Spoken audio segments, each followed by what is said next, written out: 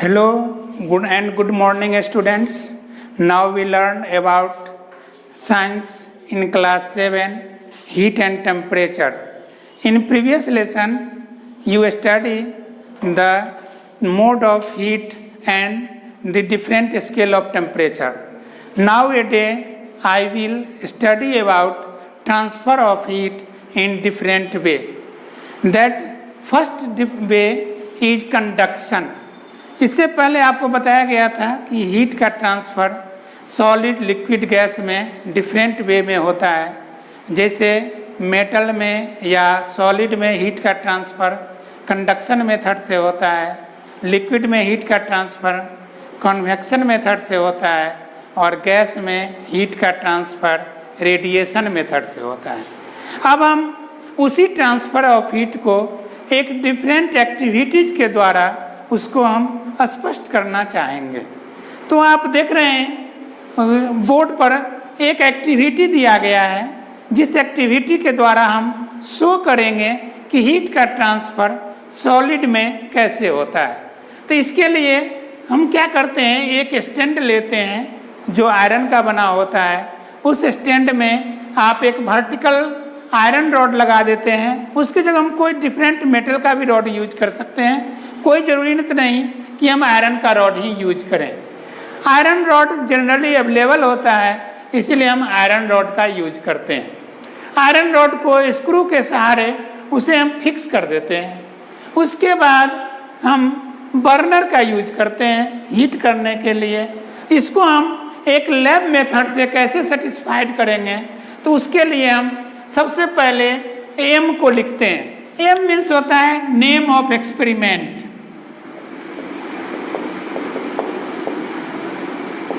Name of experiment को हम M कहते हैं, अदर नेम में इसको हम एम कहते हैं। एम में हम दिखाते हैं कि हमें क्या करना है। तो यहाँ पर लिखा हुआ है to show that heat transfer travel और transfer through metallic solid by conduction method. ये हमारा एम कहलाता है। दूसरा उस प्रोसीडिंग है वो हमारा प्रोसीड्योर का मटेरियल रिक्वायर्ड्स में आते हैं। सेकेंड स्टेप है हमारा, फर्स्ट हुआ एम, सेकेंड हुआ मटेरियल रिक्वायर्ड्स।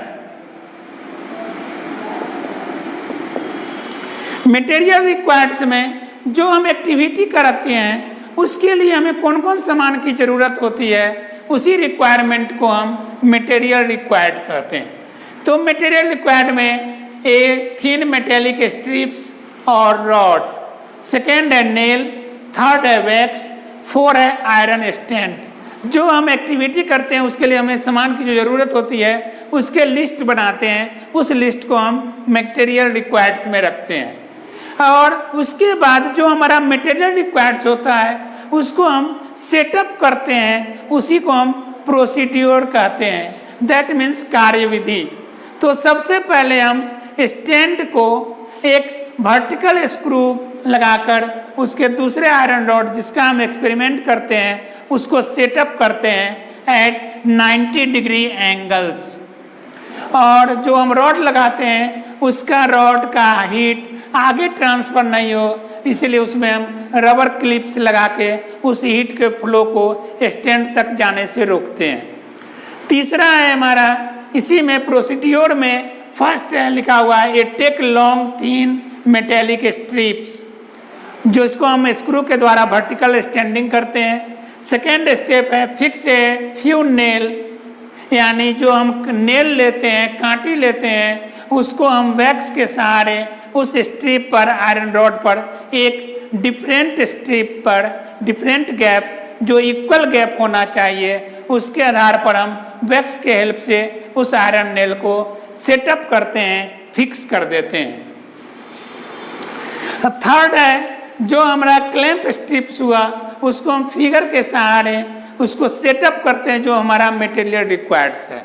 फोर्थ स्टेप है बर्नर के द्वारा हम उस आयरन रॉड के एक इंड पॉइंट को हम हीट करते हैं।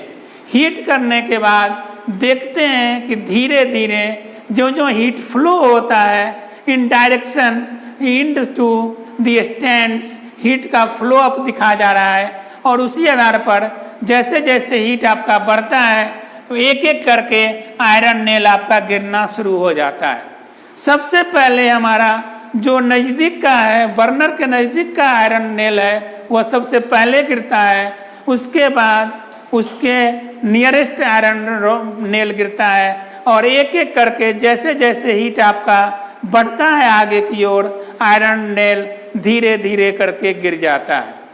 तो ऑब्जर्वेशन में हम जो एक्सपेरिमेंट करते हैं उससे क्या हमको मिल रहा है, क्या हम उसको फॉलो करते हैं, क्या देखते हैं, उसको हम ऑब्जर्वेशन में रखते हैं।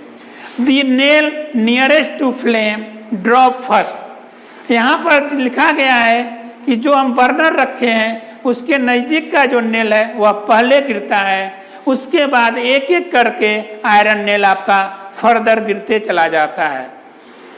अब इसके बाद कोई भी एक्टिविटी करते हैं तो उससे हम क्या प्रूफ कर रहे हैं, क्या हमें निष्कर्ष निकलता है, दैट्स पॉइंट नोटेड कंक्लूजन, यानी निष्कर्ष।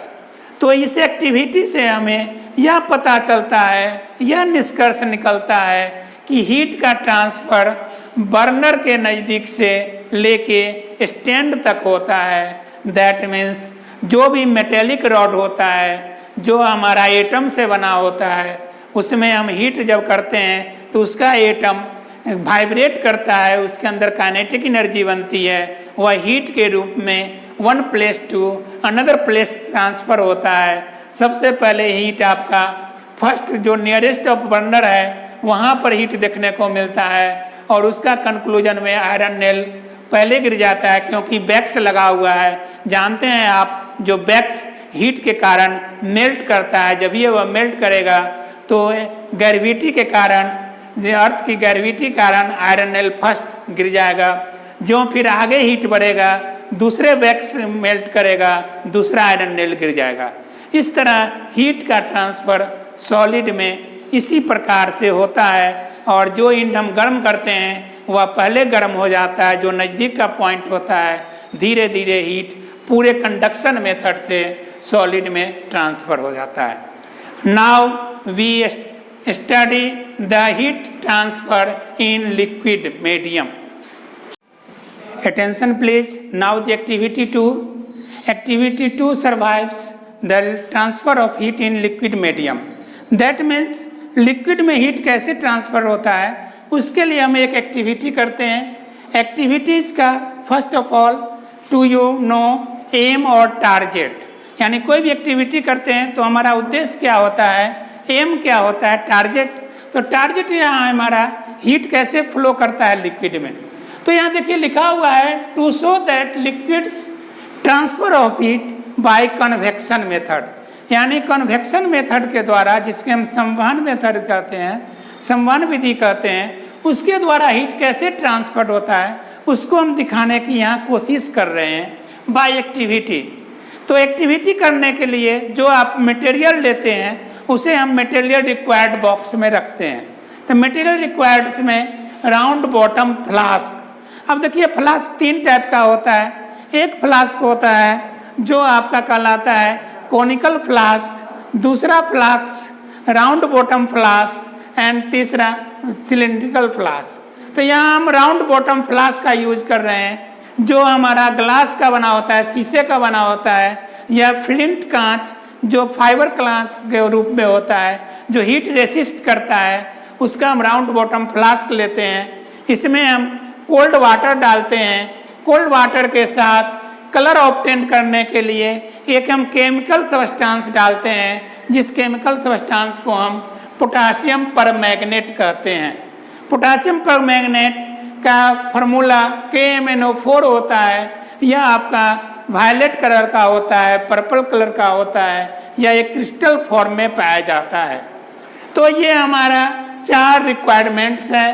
पहला रिक्वायरमेंट्स है आपका राउंड बॉटम फ्लास्क, दूसरा रिक्वायरमेंट है कोल्ड वाटर, तीसरा रिक्वायरमेंट है पोटासियम परमैंगनेट, चौथा रिक्वायरमेंट है बर्नर,